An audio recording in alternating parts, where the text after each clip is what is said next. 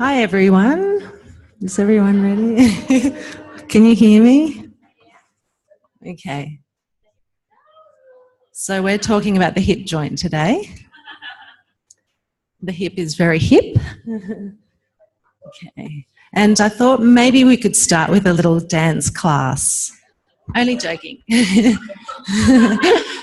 I think that's quite fun. I like that. I just saw it and I thought, oh, she's having fun with her hips.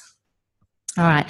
So the hip joint is a ball and socket joint, as we all know by now, I think. And it's one of the most important joints of the human body. It allows us to walk, run, jump, dance, and complete activities of daily living, including putting our shoes and socks on. And the hip joint bears our body's weight, and it also bears the force of strong muscles of the hip and leg. Yet the hip joint is also one of our most flexible joints, and it allows a greater range of motion than all other parts of the body or joints of the body, second to the shoulder. So functionally, the hip joint enjoys a very high range of motion. And the ball and socket structure of the joint allows the femur or the thigh bone to circumduct freely through a 360-degree circle. So as you can see here, this is an image that demonstrates circumduction both in the shoulder and the hip.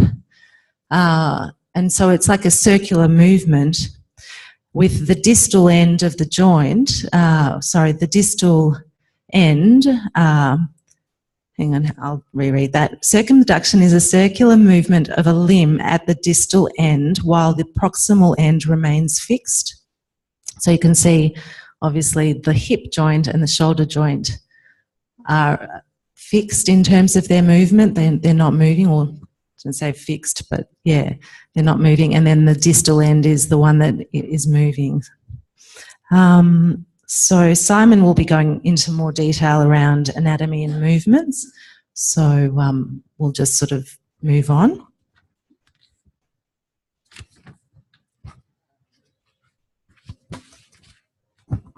So as well as being flexible, each hip joint must be capable of supporting half of the body's weight in addition to other forces acting on the body. So for example, when running and jumping, the body's movement force on the hip joint is many times greater than the force of the body's weight alone.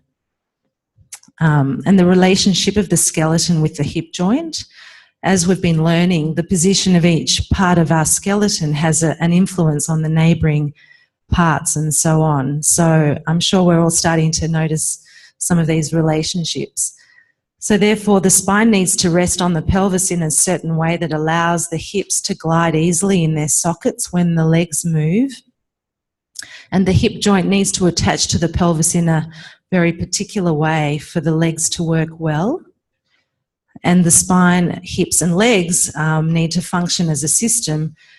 And if this system isn't working so well, it can lead to strain in the hips or possibly affect other joints in the body. I wanted to talk a little bit about the femoral neck angle.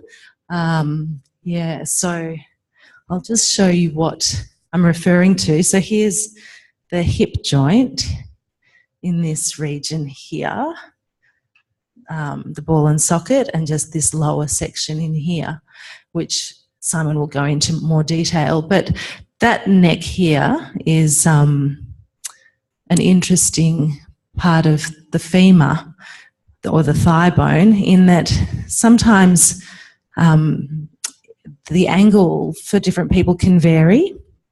So there you have the normal angle in the middle, and then you've got coxavalga, which is a wider angle of the neck, and then coxavara, which is a narrower angle. So normally, and it's actually called the CCD angle, and basically it's normally at 150 degrees for newborns and 126 degrees in adults. What's that? Yes, Margaret. Sure. So changes in the shape and position of the femur can naturally affect the knee. So if the angle is different, it's obviously going to run through the femur here. So in the next slide, we can see what happens when the angle is different. So with coxa valga, which is the one in the middle, the angle is greater, and so it shows that there's, you know, someone can have bowed legs because of that. And then in the reverse coxa vara, is it? Coxa vara, the knock knee sort of pattern can exist.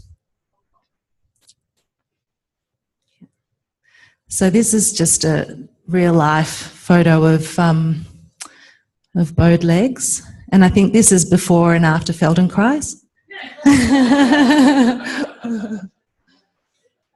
So yeah. Yeah, and this is the knock knees. Okay. So, oh, I was going to have that at the end, but that's all right. I'm just, this is, yeah, okay. Okay, moving on.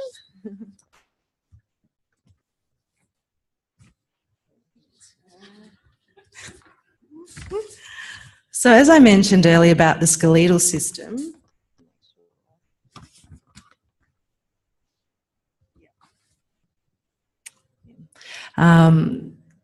this can also relate to our postural habits, the interrelation between the different parts of the skeleton and how they affect each other. And so that, our postural habits can obviously contribute to problems with our hips.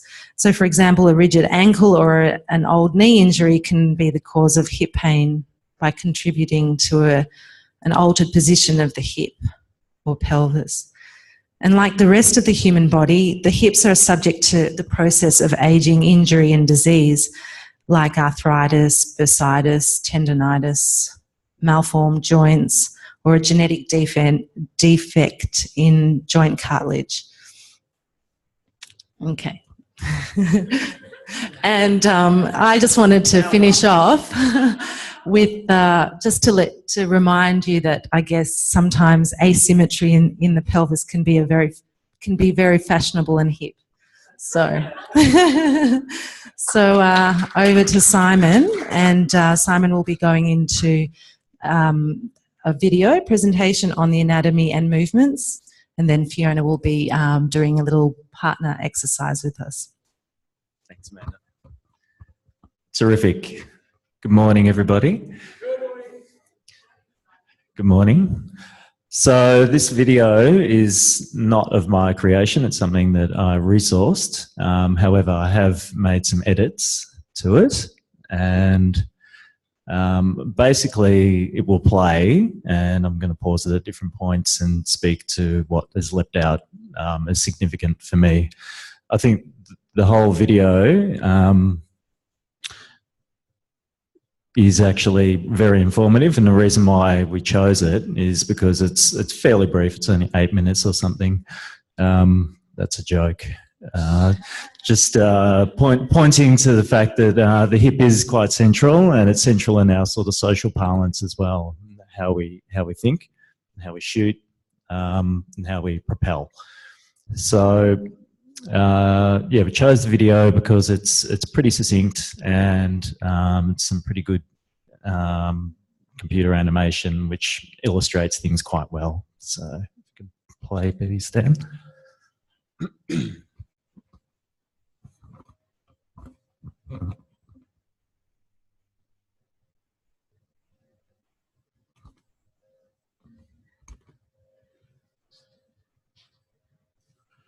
The hip is a true ball and socket joint. This arrangement gives the hip the large amount of motion needed for daily activities like walking, squatting, and stair climbing.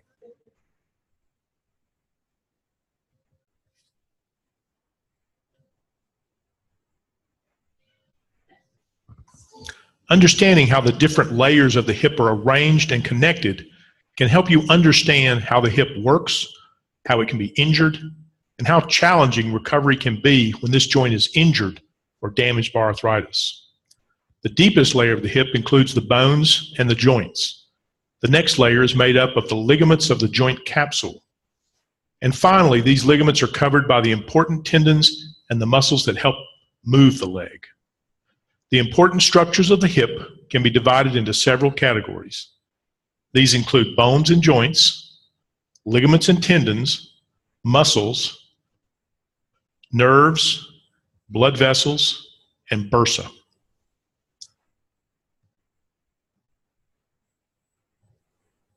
The bones that form the hip are the femur or the thigh bone and the pelvis. The top end of the femur is shaped like a ball. This ball is called the femoral head. The femoral head fits into a round socket on the side of the pelvis. This socket is called the acetabulum. The femoral head is attached to the rest of the femur by a short section of bone called the femoral neck. A large bump juts outward from the top of the femur next to the femoral neck. This bump, called the greater trochanter, can be felt along the side of your hip. Large and important muscles connect to the greater trochanter. So Arlene was first talking about the greater trochanter in a slightly more Californian accent, and that's what we were sort of lying on our sides and when we were manipulating other people, having to find.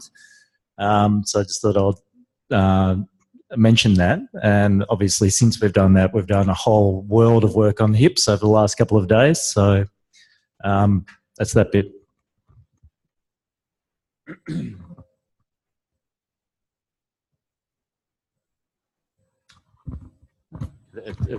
It'll go. Articular cartilage is the material that covers the ends of the bones of any joint. Articular cartilage is about 1/4 of an inch thick in the large weight-bearing joints like the hip. Articular cartilage is white and shiny and has a rubbery consistency. It is slippery, which allows the joint surfaces to slide against one another without causing any damage. The function of articular cartilage is to absorb shock and provide an extremely smooth surface to make motion easier. We have articular cartilage essentially everywhere that two bony surfaces move against one another or articulate. In the hip, articular cartilage covers the end of the femur and the socket portion of the acetabulum in the pelvis. The cartilage is especially thick in the upper and back part of the socket, as this is where most of the force occurs during walking and running. Ligaments are soft tissue structures that connect bones to bones. There are several important ligaments in and around the hip. Surrounding the hip joint, the joint capsule is formed by a group of strong ligaments that connect the top of the femur to the acetabulum. A joint capsule is a watertight sac that surrounds a joint. These ligaments of the joint capsule are the main source of stability for the hip. They help hold the femoral head in place in the acetabulum or socket. So we have a special guest presenter in the video presentation, which is Fiona. So I'd like to welcome you to the stage, Fiona, so you can tell us your anecdotes. Not really so special. I just wanted to touch on this because I've had someone talk to me about this in the past, or not that long ago. But as you've seen with the femoral neck and the actual joint, that's a bit early. Not to worry. And from what you've heard Amanda say this morning, that lots of things can lead to the... A small ligament connects the very tip of the femoral head to the acetabulum. So, lots of things can lead to, as Amanda said, the neck angle not being completely normal, or the hip joint not sitting in correctly. What's important is these ligaments that you see that it talks about encases the joint are actually important in the sense that, say, for example, your hip joint isn't what we call normal. So there are 3 different kind of ways that it can be. A small ligament connects the very tip of the femoral head to the acetabulum. This work. It's back a bit. Yeah, so I'll just keep talking, and if it comes up. Yeah, so here, the normal... Yeah, so there's this image here is what you might expect the... A small ligament connects the very tip of... Just leave it. The normal joint. And then there's something called dysplasia. You might have heard that word get used a lot, or dislocation. And so a normal, the femur, the top of the femur is sitting nicely in the acetabulum. Subluxation or dysplasia is when it's partly out, and dislocation is when it's completely out. So that's just a funny image up the top. But what they do know is that those very strong ligaments that hold the whole joint in can actually allow people, or children in particular, with subluxation or dysplasia to still manage to walk and function even though it's not correctly in the joint. So that's something that I find quite interesting, that when a joint is still not normal, that the ligaments are so strong that they can encapsulate the whole joint and keep it functioning. A small ligament connects the very tip of the femoral head to the acetabulum. This ligament, called the ligamentum teres, doesn't play a role in controlling hip movement like the main hip ligaments. It does, however, have a small artery within the ligament that brings a very small blood supply to part of the femoral head.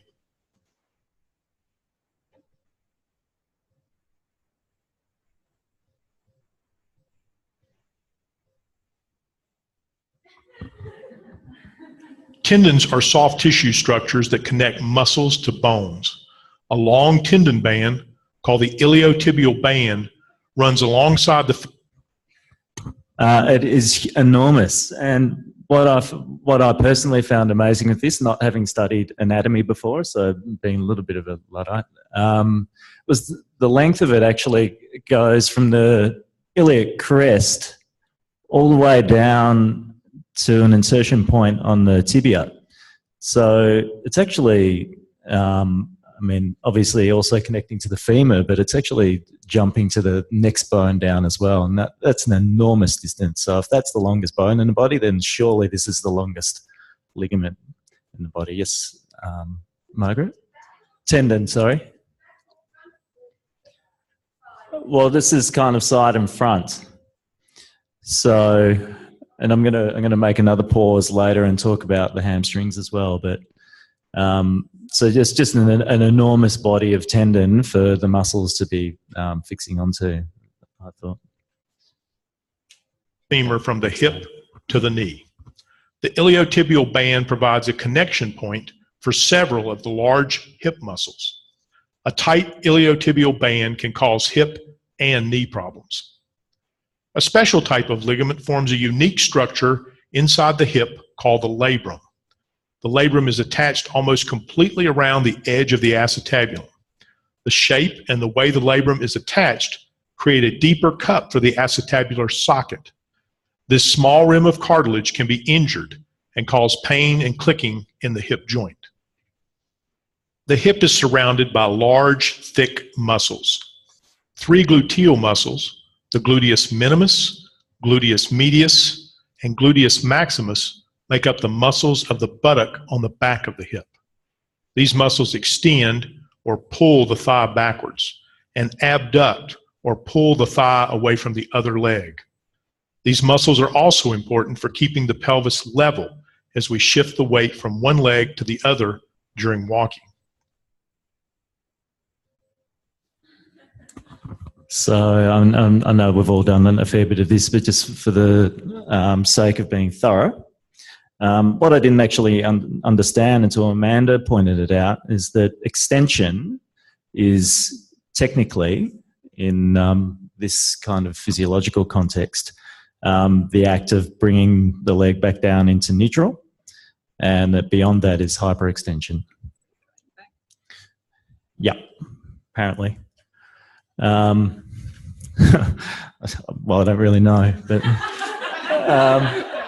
that's kind of corroborated by the video, because in the video it just comes down to neutral as well. There's a lot of OTs and physios and doctors and things here, so does someone want to contradict me? No. Okay, now feel free to do this on yourselves if you want to. It is quite safe. But this is abduction. And what's the other one? So stabilization level, I can demonstrate that. So, yeah, this whole act, stabilizing muscles. Thanks, Dan.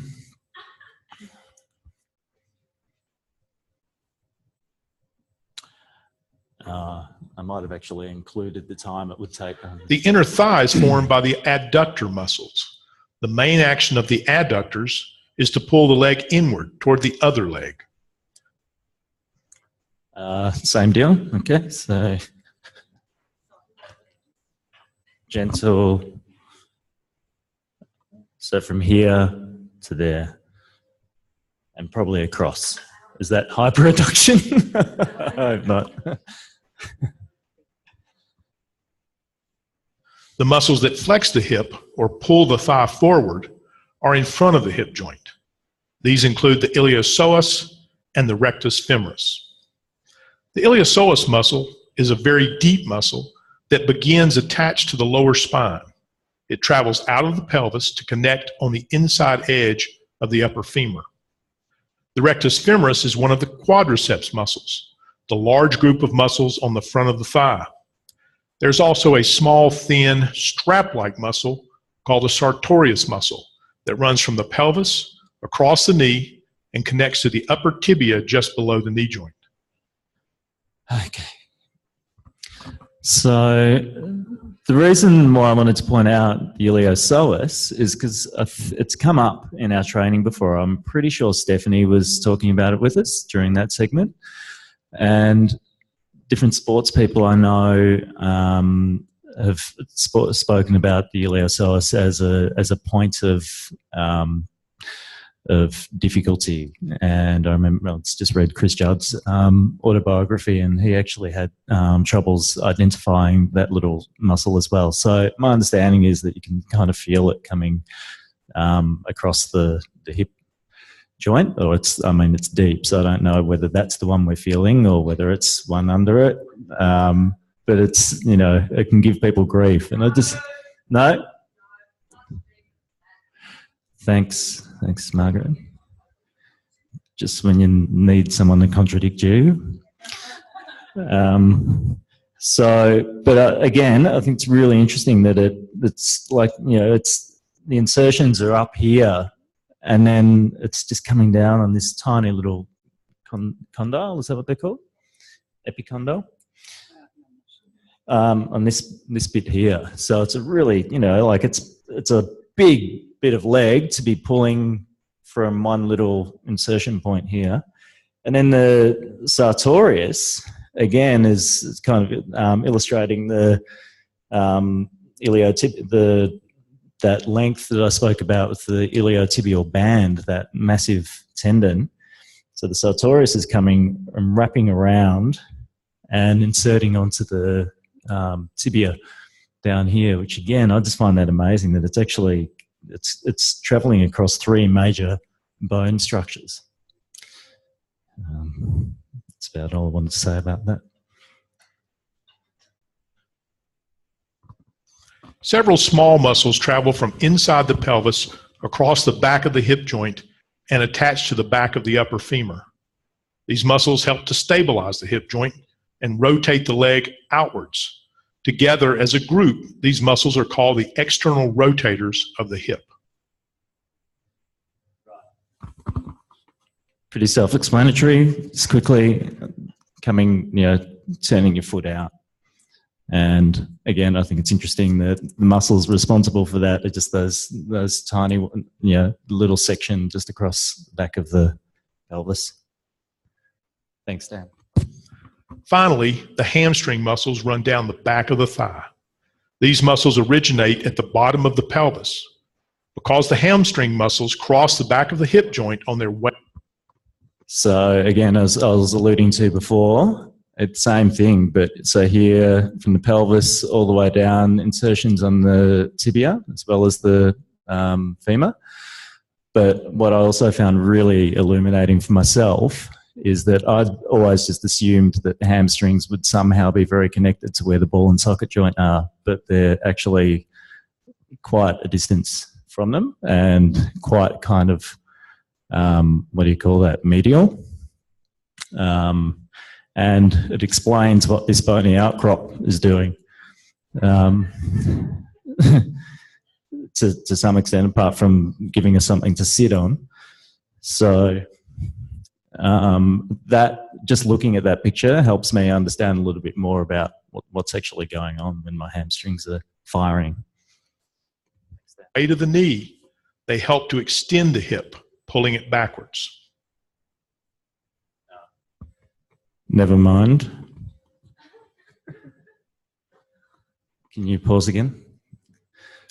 So that's the bulk of the presentation. I'm just aware of time. I don't know how much we've got, but it goes on to talk about the nerves, arteries and bursa, which is also really interesting. It takes another 3 minutes, so we can have a popular vote if you'd like. Or okay, and there's no more interruptions by me. All of the nerves that travel down the thigh pass by the hip. The main nerves are the femoral nerve in front and the sciatic nerve in the back of the hip. A smaller nerve called the obturator nerve also goes to the inside of the hip. These nerves carry the signals from the brain to the muscles that move the hip. The nerves also carry signals back to the brain about sensations such as touch, pain, and temperature. Traveling along with the nerves are the large vessels that supply the lower limb with blood. The large femoral artery begins deep within the pelvis. It passes by the front of the hip area and goes down toward the inner edge of the knee. If you place your hand on the front of your upper thigh, you may be able to feel the pulsing of this large artery. The femoral artery has a deep branch called the profunda femoris. Profunda means deep. The profunda femoris sends two vessels that go through the hip joint capsule. These vessels are the main blood supply for the femoral head. As mentioned earlier, the ligamentum teres contains a small blood vessel that gives a very small supply of blood to the top of the femoral head. Other small vessels form within the pelvis and supply the back portion of the buttocks and hip. Where friction occurs between muscles, tendons, and bones, there is usually a structure called a bursa. A bursa is a thin sac of tissue that contains fluid to lubricate the area and reduce friction. The bursa is a normal structure that is produced by the body in response to friction between two structures. A bursa that sometimes causes problems in the hip is sandwiched between the bump on the outer hip, the greater trochanter, and the muscles and tendons that cross over the bump.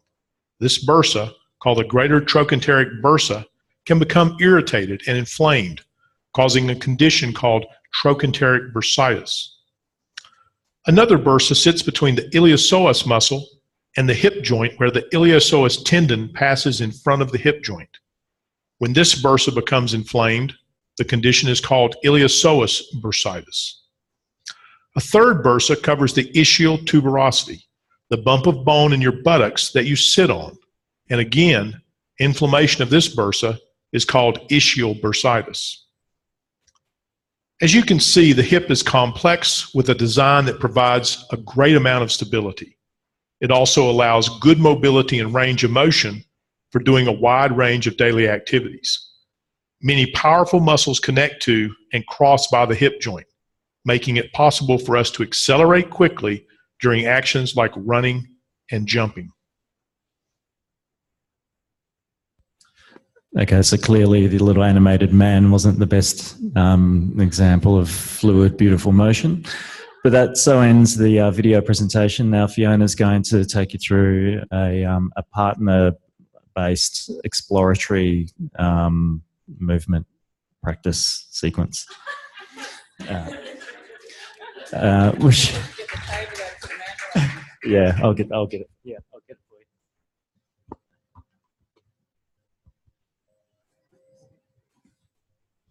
So Amanda's going to lie down on the table for me, be a guinea pig. But if everyone could find a partner, please. And yes, I know, we all love doing these. I promise they're really easy. And if one person can be a, I don't know, practitioner or doer, we never seem to have the right word for that, and one the client.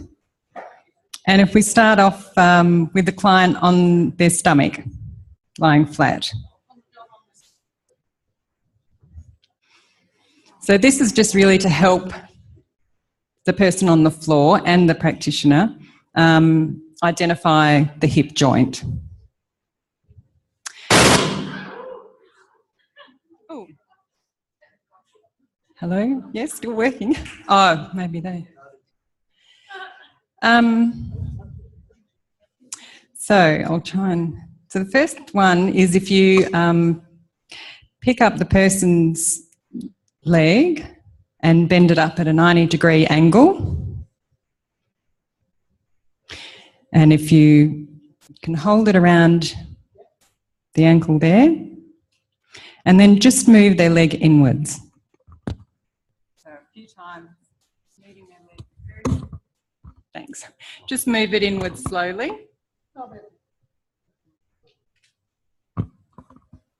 And once you've done that a few times, if you put your hand onto where the greater trochanter is, and if you move slowly, you'll be able to feel, once I find it, there it is. You should be able to feel that movement going into the joint. It's just a really small movement that shows how that trochanter bulges out when you move it in. Can everyone feel that?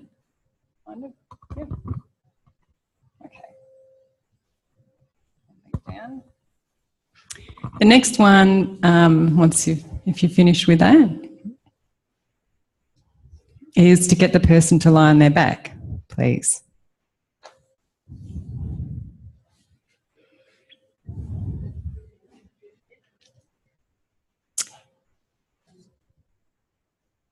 And get them to bend one leg up again at 90 degrees, holding the leg at their knee and around their ankle. So, in this position. Yeah. And I'll just check which one again. And this time we're just moving the leg, holding it in this position, just up and down slowly. So it's a flexion and an extension. Oh, yeah. Sorry, Amanda.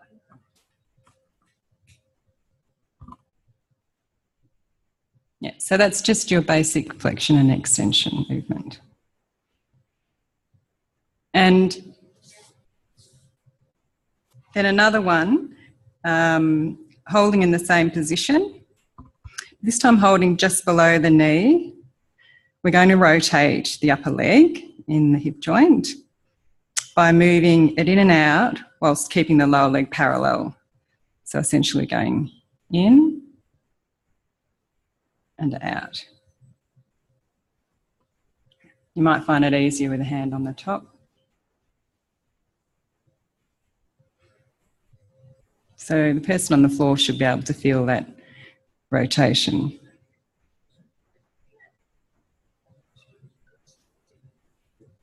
Okay. And I just have two more movements. Again, the leg is up at 90 degrees. This time we're going to keep the knee vertical and using the lower leg, so around the ankle, we're just going to rotate again by moving the ankle side to side or in and out. Just be careful, and I probably should have said at the start that people lying down, if you've got a hip issue or joint, be careful and go slow, because it does really show you movement in your joint. And I imagine would be easy to overextend. And then the last one, if you want to, you can have a rest in between if you like, is essentially the same movement, but this time we're moving the knee as well as the ankle in and out. And it should give you, the person lying down, a stronger sensation of the rotation movement.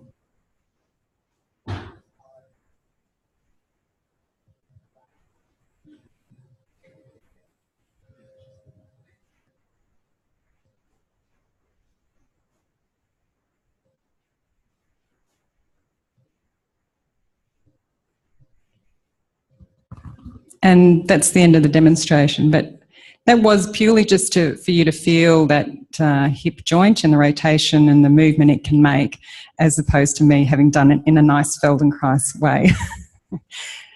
And that, yes, question time. This is a specially added component for you, Margaret.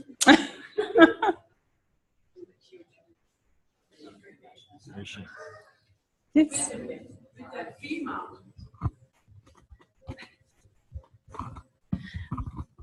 Do you know what's the cause, why it's not normal, the femur? The angle, yeah. That's a question, that's an answer. I say no because there are so many reasons why. And the same for why a hip joint can be slightly out or completely out in dislocation. There are so many different reasons that can lead to that, from, as Amanda sort of touched on in the start. Yeah. I'll stand. I just want to add something to what you said with the, how strong those ligaments are. Sometimes you get clients who have a hip replacement, but they react to the material, and then they cut the whole head off, and they can still mobilize, not well, but without a hip joint. So, and they do that with dogs too. When they have the hip dysplasia with German Shepherds and so. Thanks. Yes. Anyone else? Margaret, do you want to ask a question? Yeah. Actually, you've got to wait now. I'm just thinking of what Moshe said yesterday in the course about articulations and not using them for 2 months or like a year, and how you lose that mobility in that joint. I was hoping that maybe Julie or Ruth or someone that's a physio knows if that's the same with the hip, if you get less mobility in age or something, it's due to not moving that. It's just a thought I had, but. So what he was basically saying is that every joint has ranges of movement. No? So the hip has all of these, here and here and around here. What you'll usually see when people get more arthritic is that they're only taking the weight through one part. It's exactly what we were talking about with the calluses. No?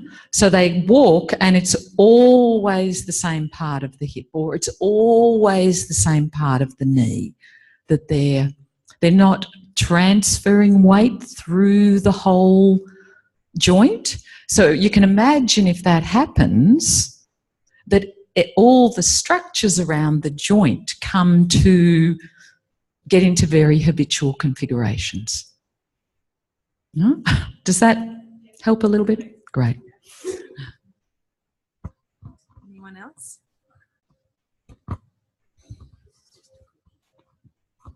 Hi, thank you. I wanted to know why a baby's hips go 150 degrees or why that angle is that, and then it ends up being 100 and... Thank you. Right, won't do that. Thank you. Goodbye. I remember them...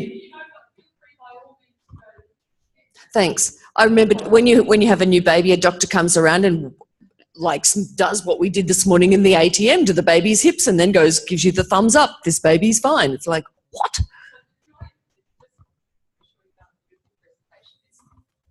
Just giving you the basics. How do I explore the movements? Where is it? Fantastic. Sounds like a great result, but we don't need to go.